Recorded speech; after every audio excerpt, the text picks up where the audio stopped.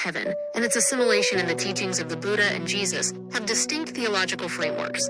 While both teachers offer paths towards ultimate peace and liberation, their descriptions and the mechanisms to achieve them differ significantly. Jesus' teachings on heaven. In Christian theology, heavily influenced by Jesus' teachings, heaven is primarily understood as the dwelling place of God and the eternal abode for those who have faith in Jesus Christ and live according to God's will. Jesus spoke of heaven as a real place. In my Father's house are many rooms, John chapter 14 verse 2, prepared for his followers. Entry into heaven is generally understood through grace and faith in Jesus Christ as the Son of God who died for humanity's sins and resurrected. The focus is often on a personal relationship with God and following his commandments. Heaven is depicted as a state of eternal joy, peace, and communion with God, free from suffering and death. The Buddha's teachings on realms of bliss and nirvana. Buddhism describes various realms of existence, including heavenly realms, deva realms, which are places of great happiness and pleasure.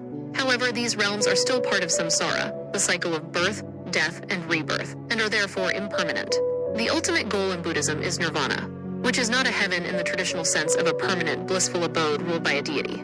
Nirvana is the cessation of suffering and the cycle of rebirth, a state of liberation and enlightenment.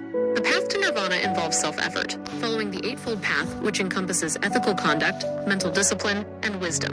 While good deeds and moral conduct, sila, as well as compassion, karuna, and loving kindness, metta, are crucial aspects of the Buddhist path and can lead to rebirth in more favorable realms, they are not the ultimate aim.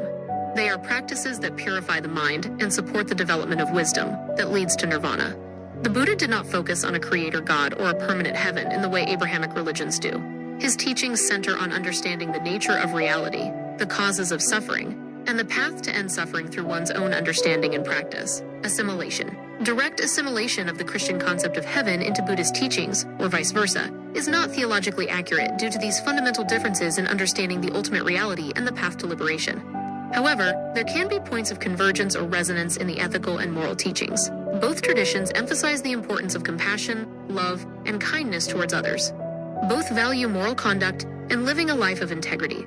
Both offer a vision of a state beyond suffering, although the nature of that state, eternal union with God versus cessation of suffering and rebirth, differ significantly.